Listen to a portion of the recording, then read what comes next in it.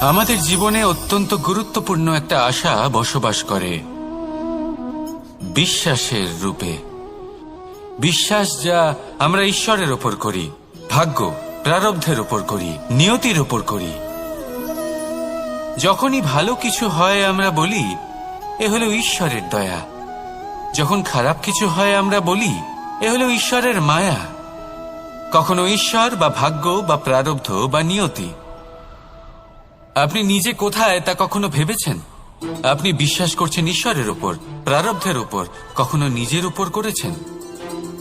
আমি আপনাকে একটা সহজ কথা বলি, যদি আপনি ঈশ্বরের উপর বিশ্বাস রাখেন, শুধুই ঈশ্বরের উপর বিশ্বাস, তাহলে আপনি সেটাই পাবেন যেটা আপনার ভাগ্যে লেখা রয়েছে।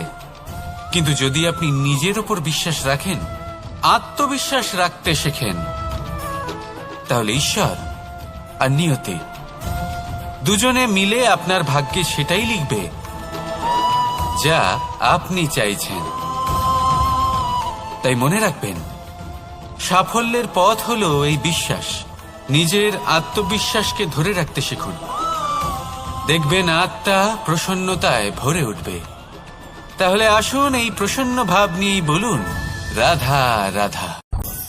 জীবনে এমন কি আছে যা আপনাকে অজান্তে শিখরে পৌঁছে দিতে পারে বা আপনার পতনও ঘটাতে পারে?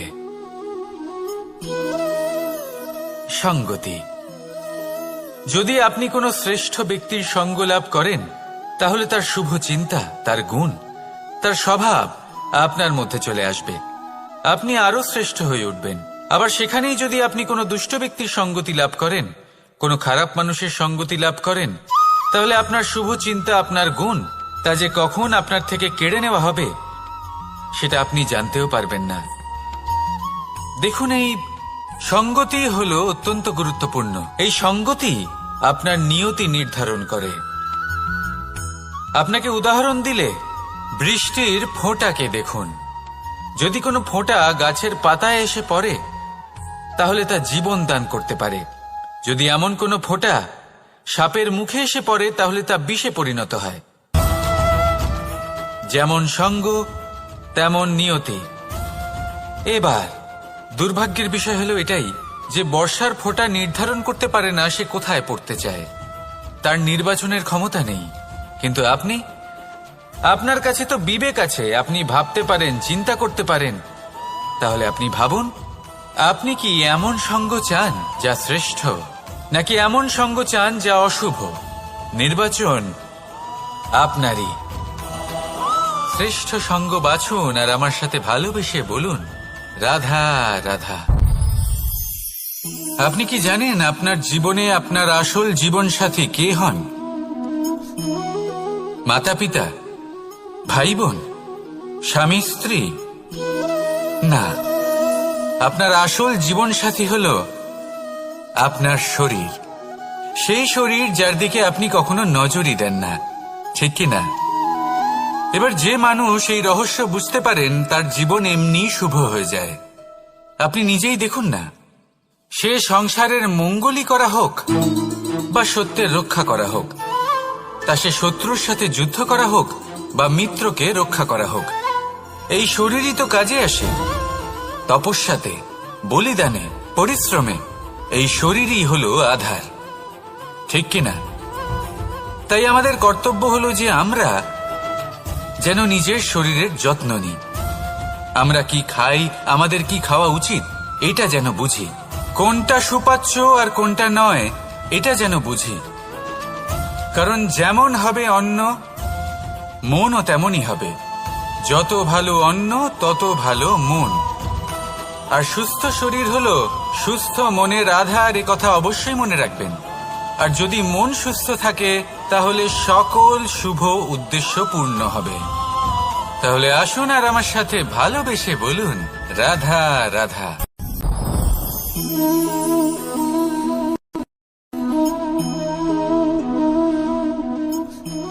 মুক্ত। এই মুক্তই সবাইকে মোহিত করে দেয়, নিজের দিকে আকর্ষিত করে।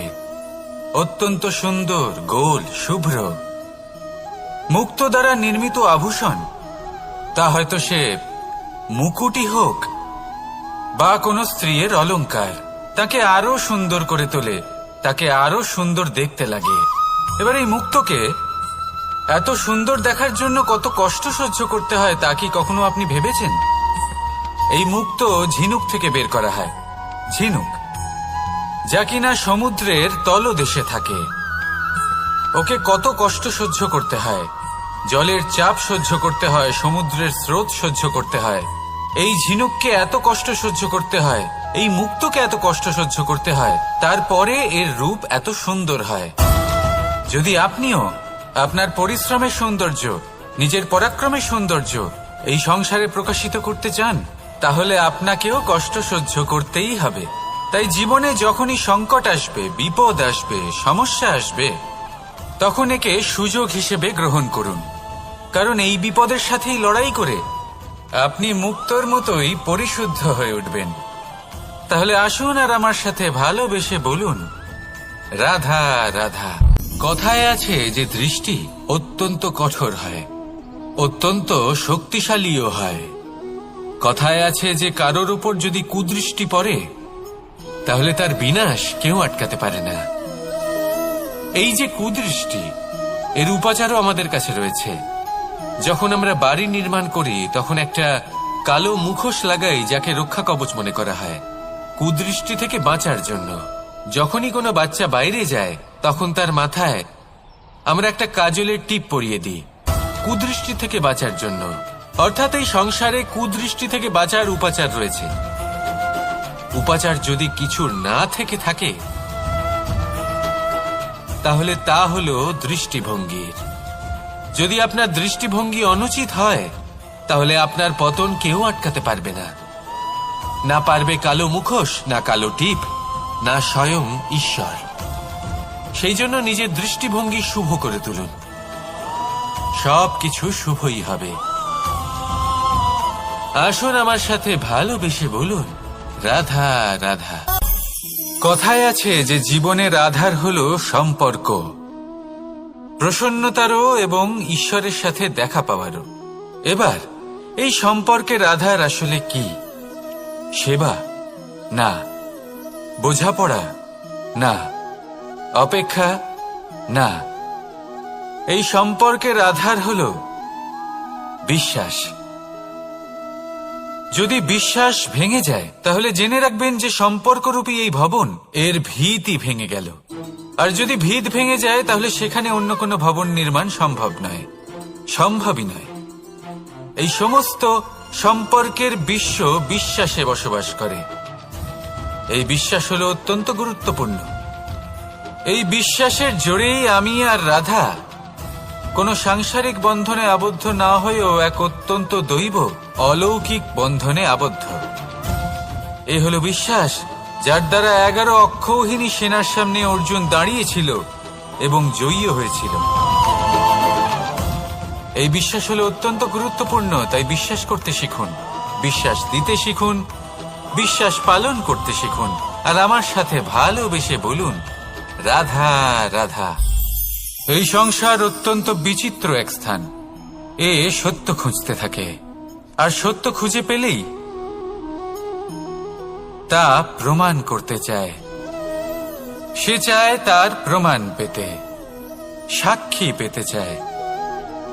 সেক্ষেত্রে আমাকে বলুন যে সত্য কি করতে পারে? সেই ব্যক্তি যে সত্যকে ধরে আছে সে কি করবে? কিছুই নয়, কিছু করার প্রয়োজনই নেই, শুধু তাতে টিকে থাকতে হবে। সেই হিমালয়ের মতো যা আজ পর্যন্ত টিকে রয়েছে। যদি আপনি সত্যবাদী হন তাহলে আপনার কিচ্ছু প্রমাণ করার কোনো প্রয়োজন নেই। যদি প্রয়োজন থাকে তাহলে সত্যের সাথে টিকে থাকার। এই সময় নিজে সাক্ষী হবে, নিজে প্রমাণ দেবে। এই নিয়তি স্বয়ং প্রমাণিত করবে যে আপনি সত্যবাদী ছিলেন, আপনি সত্যের পথে ছিলেন।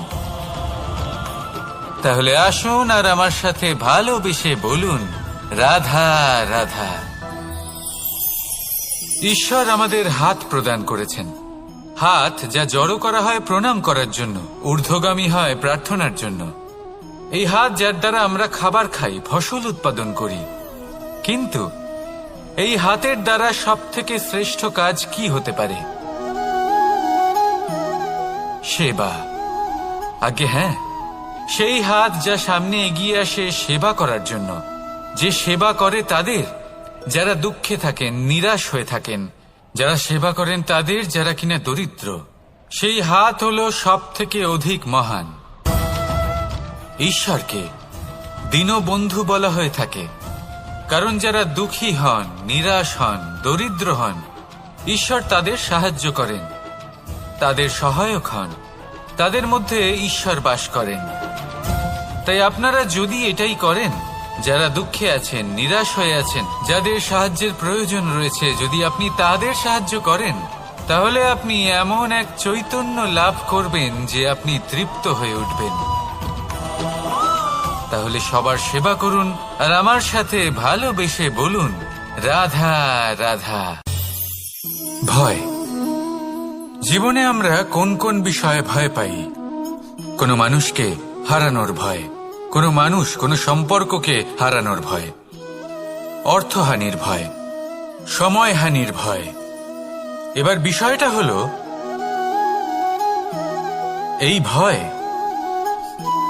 কখনো আমাদের কোনো লাভ করে না। এটা সবসময় আমাদের পিছনে ঠেলে আর নিচু স্তরে নামিয়ে দেয়, কখনোই আমাদের উত্থানের কারণ হয় না।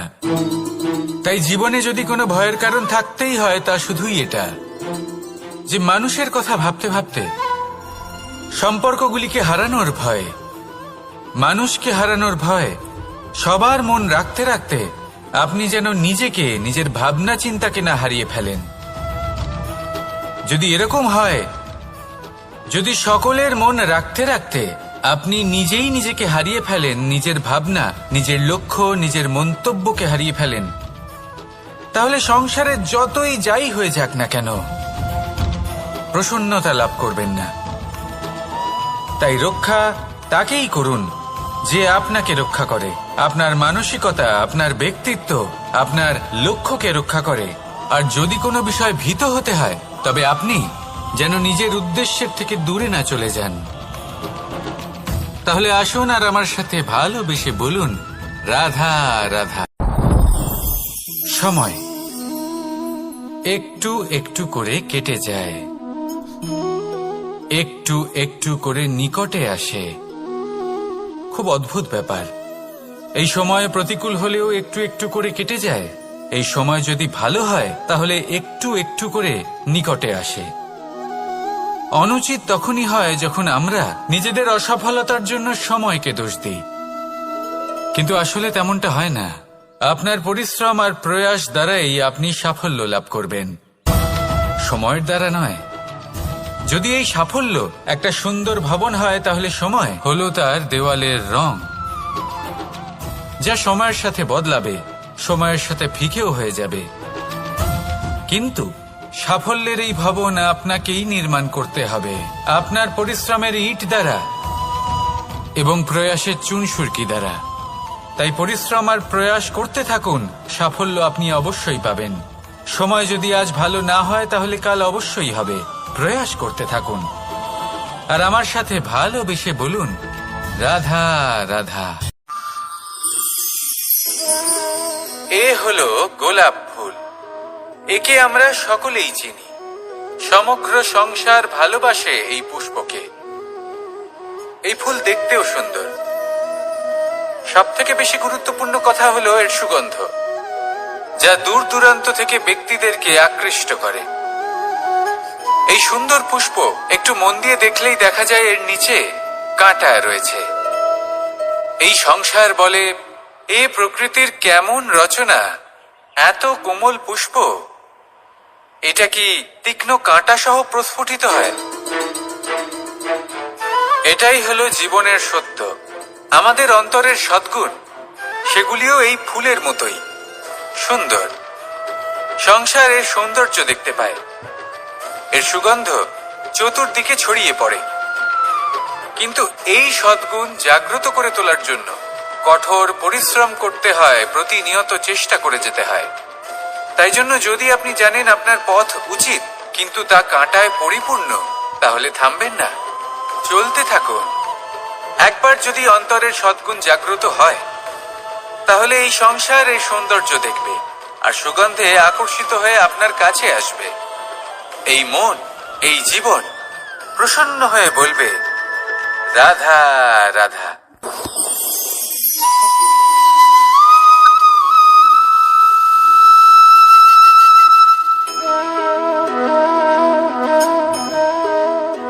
মোহনের বাঁশির এই সুর, এই সঙ্গীত কার না পছন্দ হয়?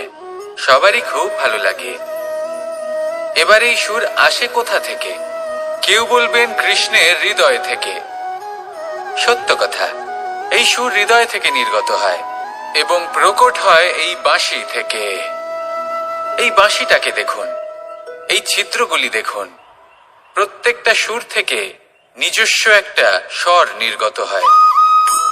এবার যে ব্যক্তি এই সমস্ত সুর এবং স্বর বুঝতে পারেন, এতে নিপুণ, তিনি এই বাঁশির দ্বারা যে সুর নির্গত করবেন তা তো মধুর অবশ্যই হবে।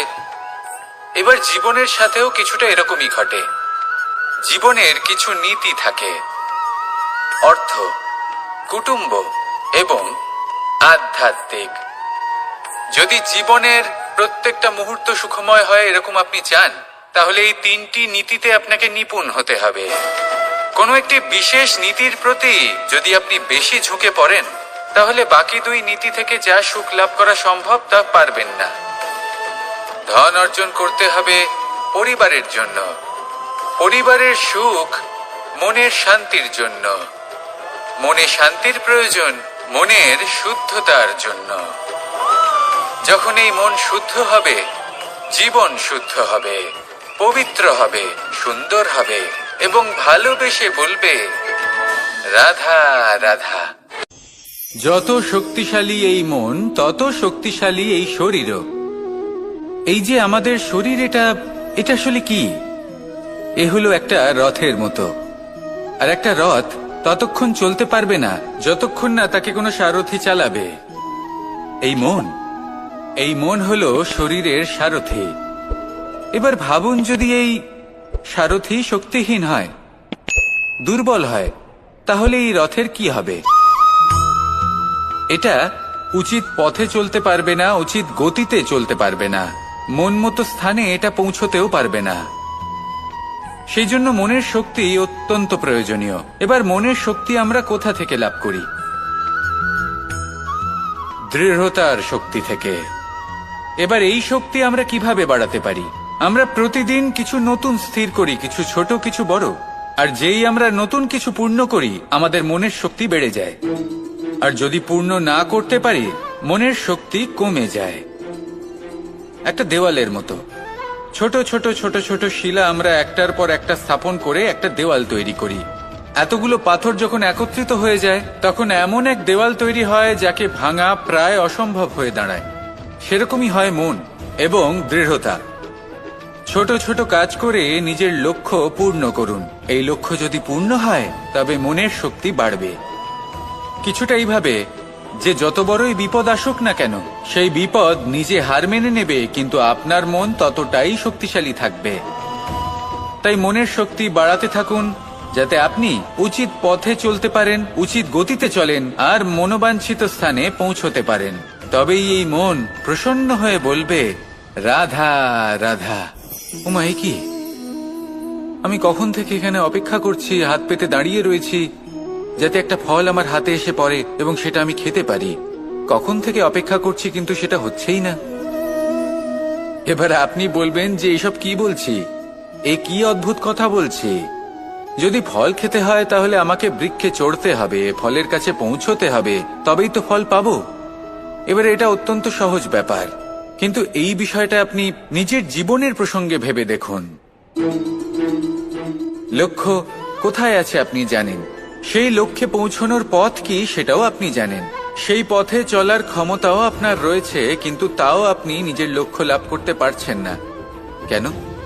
কারণ আপনি অপেক্ষা করছেন যে লক্ষ্য আপনার সামনে চলে আসবে, কিন্তু তা হয় না।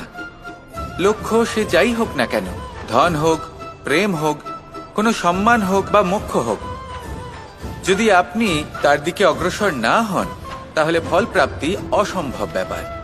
তা কোনোদিনই হবে না। সেই জন্য আপনার চোখের সামনে আপনি যদি নিজের লক্ষ্যকে দেখতে পান, তাহলে উঠুন এবং সেই দিকে অগ্রসর হতে শুরু করুন।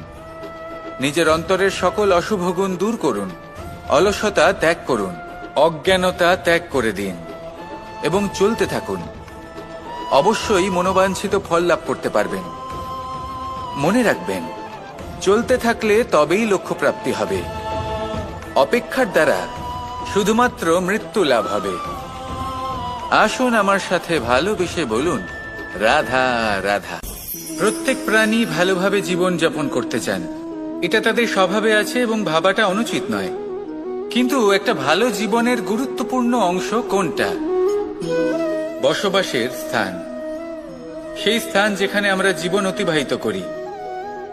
এবার মানুষ ভাবতে পারেন যে একটা ভালো বাসস্থানের অর্থ কি? সেই স্থান যেখানে সহজে জল পাওয়া যায়, যেখানে শুদ্ধ বায়ু পাওয়া যায়, যেখানে আনাজ উৎপন্ন হয়। এটা জীবনযাপনের জন্য পর্যাপ্ত বটে, কিন্তু ভালো জীবন যাপনের জন্য আরো একটা কথা আপনাকে বুঝতে হবে। সাধু, জ্ঞানী, পণ্ডিত ব্যক্তি, এই সকল মহাপুরুষ, এনাদের যে বাসস্থান তা অত্যন্ত বিশেষ হয়। এখানে এক ধরনের বিশেষ ইতিবাচক শক্তি থাকে, এমন একটা স্থান যেখানে দেবতারাও বিচরণ করেন। জীবন আমরা সবাই যাপন করি, কিন্তু জীবনের উদ্দেশ্য শুধুমাত্র জীবন যাপন করা নয়। জীবনের উদ্দেশ্য হল মুক্তি লাভ করা।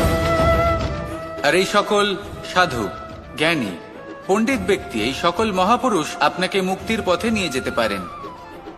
কারণ এরা হলেন সেই মহাপুরুষ যারা নিজেদের অন্তরের বিকার, অহংকার, ক্রোধ, বিদ্বেষ, এই সকল দোষগুলিকে ত্যাগ করেছেন, এদের উপর বিজয় লাভ করেছেন। এমনই একজন ব্যক্তি আপনাকে মুক্তির পথে নিয়ে যেতে পারে। প্রয়োজন হলো শুধুই এনাদের চিনতে পারা, এদের কথা বুঝতে পারা এবং এদের দেখানো পথে চলা। যদি আপনি এটা করতে পারেন, তাহলে এই মন প্রফুল্ল হয়ে বলবে, রাধা রাধা। কখনো কোনো বাগানের কোনো বৃক্ষকে দেখেছেন যেখানে সুগন্ধি ফুল থাকে, রসালো ফল থাকে? তখন মন প্রফুল্ল হয়ে ওঠে, মন থেকে সেই বৃক্ষের প্রতি ভালোবাসা জন্মায়। কিন্তু যিনি বাগানের মালিক, শুধুমাত্র তিনিই জানেন যে কিভাবে এই বৃক্ষকে আগলে রাখতে হয়, কিভাবে তার পরিচর্যা করলে এতে সুন্দর সুগন্ধি ফুল হবে, রসালো ফল হবে। কখনো কখনো প্রয়োজনের থেকে বেশি রোদ পেলে এই বৃক্ষগুলি শুকিয়ে যায়, প্রয়োজনের থেকে কম রোদ পেলেও এই বৃক্ষ কিন্তু শুকিয়ে যায়। প্রয়োজনের থেকে কম জল যদি পায়, এই বৃক্ষ শুকিয়ে যেতে পারে। প্রয়োজনের থেকে অতিরিক্ত জল যদি পায়, তখনও এই বৃক্ষের শিকড়গুলি নষ্ট হয়ে যেতে পারে। এবার এটাই কিন্তু আমাদের সংসারের সাথেও হয়। আমাদের সংসারের সকল প্রতিভাশালী ব্যক্তি, যেমন লেখক, বিচারক, প্রবক্তা, যোদ্ধা, এদের সবার ক্ষেত্রে এই কথাটাই প্রযোজ্য। যদি বেশি প্রশংসা করা হয়, তাহলেও এরা হারিয়ে যাবেন। প্রয়োজনের থেকে বেশি যদি নিন্দা করা হয়, তখনও তারা নত হয়ে পড়বেন। তাহলে আপনি এদের রক্ষা করুন এবং নিজেদেরও। মনে রাখবেন একটা কথা, জেনে রাখুন কখন কোন নিন্দায় আপনি লজ্জিত হবেন না, আর কখন কোন প্রশংসার দ্বারা নিজের মধ্যে অহংবোধ জাগ্রত করবেন না। এই মন সুপ্রসন্ন হয়ে বলবে, রাধা রাধা। জল, এ হলো জীবনের আধার পঞ্চতত্ত্বের মধ্যে একটি, আর অত্যন্ত বিশেষ। এর থেকে অনেক বড় শিক্ষা পাওয়া যায়। এই জল, গন্তব্যের বিষয়ে এর স্পষ্ট ধারণা আছে। ও জানে ওর লক্ষ্য কি, আর প্রয়াস করে ততদূর সে পৌঁছেও যায়। এটি পর্বত থেকে বয়ে নিচে নেমে আসে, নদীর সাথে সমাহিত হয়ে তার সাথে বয়ে চলে, চিরসবুজ বনানী গড়ে তোলে, প্রাণীদের তৃষ্ণা নিবারণ করে, সামনে এগিয়ে চলে, মানুষের সাথে মিলিত হয়। যারা একে বাঁধের মধ্যে বেঁধে রাখতে চেষ্টা করে, সে বন্দি দশাতেও থেকে যায়, মানুষের কল্যাণ করে। তারপর বাঁধ থেকে মুক্তি পেয়ে এগিয়ে চলে, কোথাও ধাক্কা খায়, কোথাও বাধা পড়ে, কোথাও যদি পথ খুঁজে না পায় তাহলে পথ খুঁজেই নেয়, আর যেখানে পথ থাকে না সেখানে পথ বানিয়ে নেয়, আর শেষ পর্যন্ত নিজের লক্ষ্যে পৌঁছেই যায়, অর্থাৎ সমুদ্রে গিয়ে সমাহিত হয়ে যায়। আমাদেরও কিছুটা এরকমই হয়ে উঠতে হবে। যেখানেই যাবেন সকলের কল্যাণ করুন, সামনে এগোন।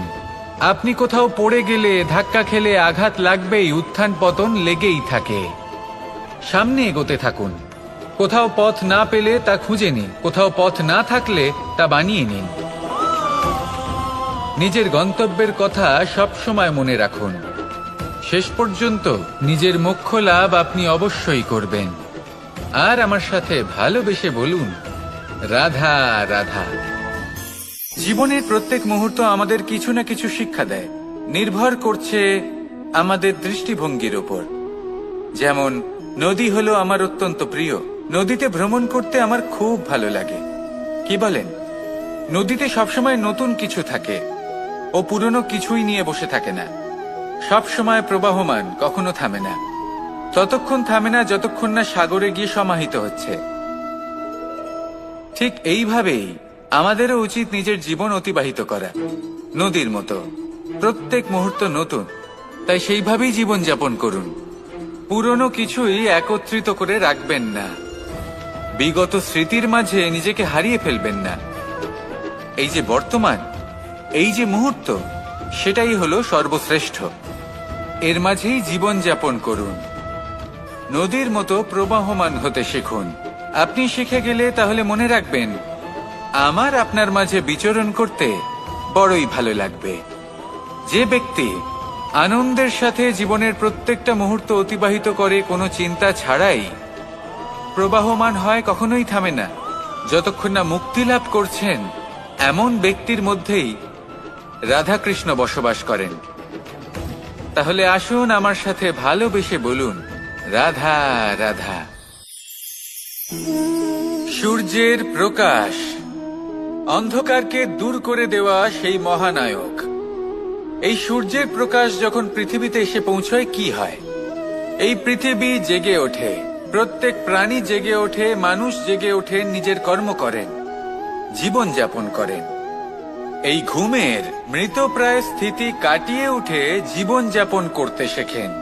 এটাই হলো প্রভাব সূর্যের প্রকাশের। এবার এই প্রকাশ যে সূর্যের থেকে পাই, তিনি কি করেন? তিনি নিজেকে জ্বালান আমাদের জীবন প্রদান করার জন্য। প্রত্যেকটা মুহূর্ত তিনি তাপ সহ্য করেন, আমরা যাতে সেই প্রকাশ লাভ করি। এটাই হলো জীবনের সারমর্ম। যদি আপনিও এই সংসারে প্রকাশ ছড়িয়ে দিতে চান, তাহলে আপনাকেও তপ্ত হতে হবে, নিজে জ্বলতে হবে, সেই কর্ম করতে হবে যেটা কঠিন হতে পারে কিন্তু আসলে শ্রেষ্ঠ। তবেই এই সংসারের সেবা করতে পারবেন, সংসারকে পথ দেখাতে পারবেন। নিজের অন্তরের প্রকাশ জাগ্রত করুন, তবেই সেই সকল ব্যক্তি যারা পাপের অন্ধকারে নিমজ্জিত হয়ে আছেন, তারা জাগ্রত হবেন। সেই সকল ব্যক্তিকে জাগিয়ে তুলুন, প্রেরিত করে তুলুন সুখী হওয়ার জন্য, যারা সুখী হতে পারছেন না। সেই সকলকে প্রেরিত করুন সাফল্য লাভের, যারা সফল হতে পারছেন না। নিজের অন্তরের সূর্যকে জাগ্রত করুন, চারিদিকে শুধু প্রকাশই প্রকাশ হবে, জীবনই জীবন থাকবে, আনন্দই আনন্দ থাকবে, আর এই মন বারবার প্রসন্ন চিত্তে বলে উঠবে, রাধা রাধা। আজ আমরা দুই ধরনের ব্যক্তির বিষয়ে কথা বলবো। প্রথম জন হলেন যে প্রয়োজনের থেকে অনেক বেশি পরিমাণ ধন উপার্জন করে থাকেন। তার কাছে ততটা ধন থাকে যতটা তার প্রয়োজনও নেই, তারপরেও আরো ধন উপার্জন করতে চেষ্টা করতে থাকেন। সকল সম্ভব চেষ্টা করেন, সকল সম্ভব কর্ম করেন, তা সে উচিত কর্ম হোক বা অনুচিত, তাতে তাদের কিছুই যায় আসে না। তারা শুধুই এই সংসারের সকল সুখ ভোগ করতে চান, সকল স্বাচ্ছন্দ্য লাভ করতে চান।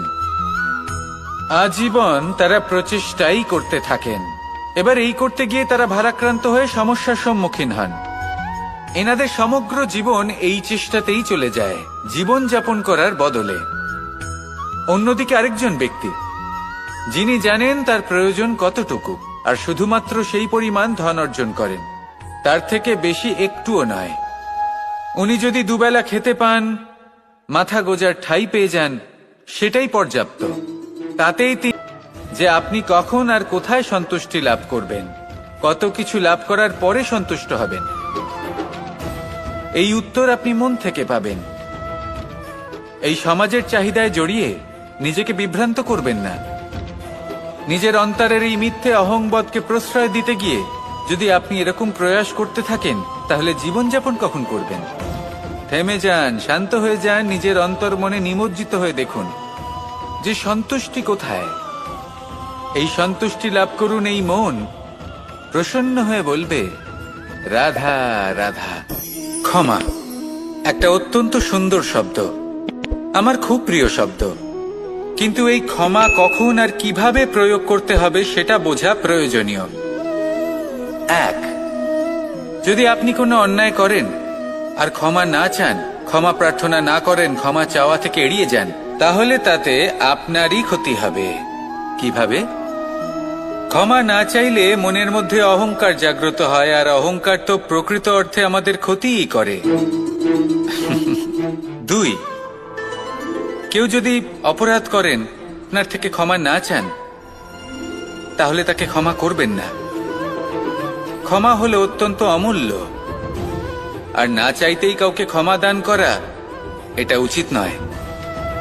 তিন, যদি কেউ আপনার সাথে অনুচিত কিছু করেন, অপরাধ করেন, আর আপনার থেকে ক্ষমা চান, তাহলে তাকে ক্ষমা করে দিন। তাতে আপনার অন্তরের করুণাবোধ জাগ্রত হবে, প্রেম জাগ্রত হবে, আর তা আপনার জন্য শুভ হবে। চার, যদি আপনি নিজে কোনো অপরাধ করেন, তাহলে অবশ্যই ক্ষমা চাইবেন। তাতে আপনারই লাভ হবে। কিভাবে? সামনের ব্যক্তি আপনাকে ক্ষমা করুক বা না করুক, আপনার অন্তরের অহংকার ক্ষীণ হবে, আর এই মন আরো নির্মল হয়ে উঠবে। এই ক্ষমা অত্যন্ত অমূল্য, ভেবেচিন্তে একে ব্যবহার করুন, আর আমার সাথে ভালোবেসে বলুন, রাধা রাধা।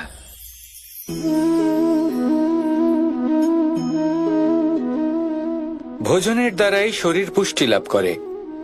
ছোটবেলা থেকে আজ পর্যন্ত যাই আপনার ভোজন হয়ে থাকুক, যাই আপনার আহার হয়ে থাকুক, সেই অনুসারেই আপনার শরীর গঠিত হয়েছে। এই ভোজন অত্যন্ত গুরুত্বপূর্ণ, সেই জন্য এর প্রত্যেক অংশকে বোঝা খুব আবশ্যক।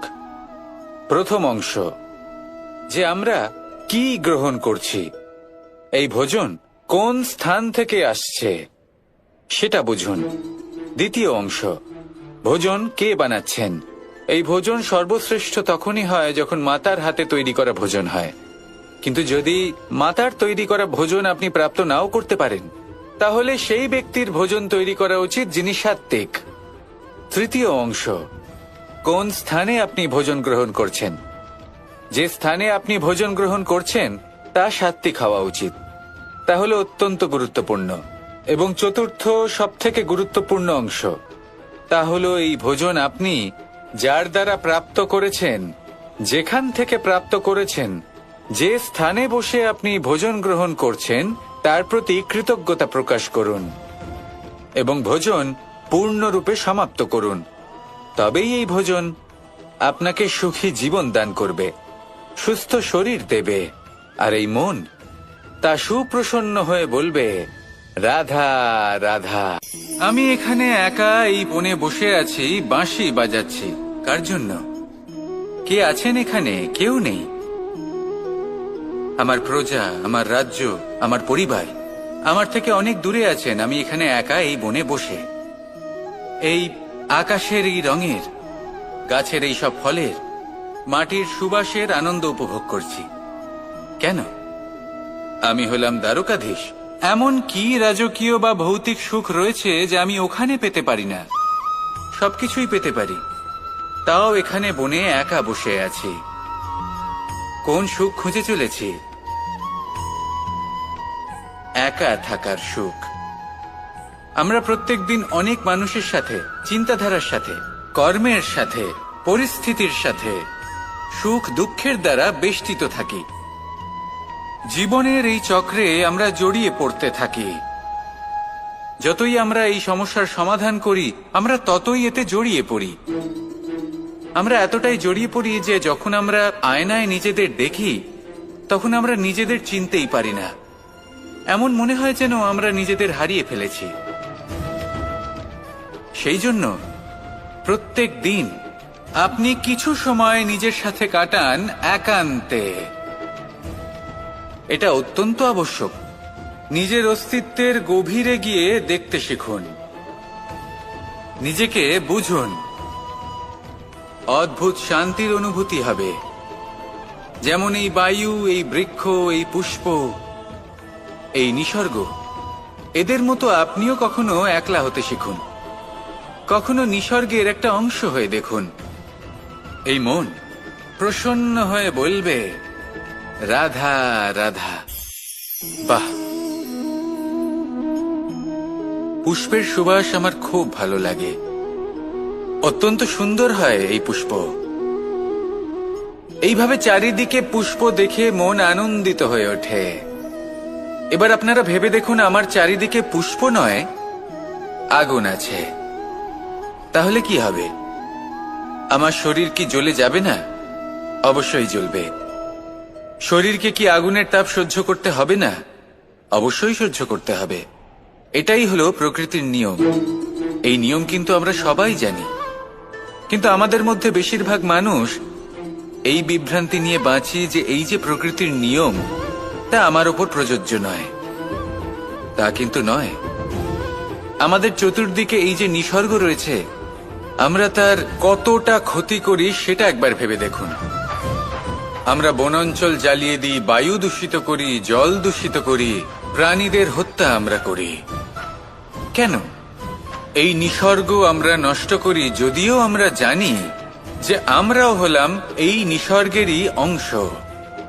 এবার দেখুন, শরীরের কোনো অংশে যদি আগুন ধরান, আস্তে আস্তে সমস্ত শরীরও জ্বলে যাবে। সেইভাবেই নিসর্গ যদি নষ্ট হয়ে যায়, তাহলে মনুষ্য জাতিও নষ্ট হয়ে যাবে। তাই এই যে নিসর্গ আপনি দেখছেন, এই পুষ্প, এই বৃক্ষ, বায়ু, জল, এদের সকলকে রক্ষা করুন, নষ্ট নয়। মনে রাখবেন, যদি নিসর্গ থাকে মানুষ থাকবে, যদি নিসর্গ থাকে তাহলেই জীবন থাকবে। আসুন আমার সাথে ভালোবেসে বলুন, রাধা রাধা। এ হলো গোলাপ ফুল। একে আমরা সকলেই চিনি। সমগ্র সংসার ভালোবাসে এই পুষ্পকে। এই ফুল দেখতেও সুন্দর। সবথেকে বেশি গুরুত্বপূর্ণ কথা হলো এর সুগন্ধ, যা দূর দূরান্ত থেকে ব্যক্তিদেরকে আকৃষ্ট করে। এই সুন্দর পুষ্প একটু মন দিয়ে দেখলেই দেখা যায় এর নিচে কাঁটা রয়েছে। এই সংসার বলে, এ প্রকৃতির কেমন রচনা, এত কোমল পুষ্প, এটা কি তীক্ষ্ণ কাঁটা সহ প্রস্ফুটিত হয়? এটাই হলো জীবনের সত্য। আমাদের অন্তরের সদ্গুণ, সেগুলিও এই ফুলের মতোই সুন্দর। সংসারের সৌন্দর্য দেখতে পায়, এর সুগন্ধ চতুর্দিকে ছড়িয়ে পড়ে। কিন্তু এই সদ্গুণ জাগ্রত করে তোলার জন্য কঠোর পরিশ্রম করতে হয়, প্রতিনিয়ত চেষ্টা করে যেতে হয়। তাই জন্য যদি আপনি জানেন আপনার পথ উচিত, কিন্তু তা কাঁটায় পরিপূর্ণ, তাহলে থামবেন না, চলতে থাকুন। একবার যদি অন্তরের সদ্গুণ জাগ্রত হয়, তাহলে এই সংসার এই সৌন্দর্য দেখবে আর সুগন্ধে আকর্ষিত হয়ে আপনার কাছে আসবে। এই মন, এই জীবন প্রসন্ন হয়ে বলবে, রাধা রাধা।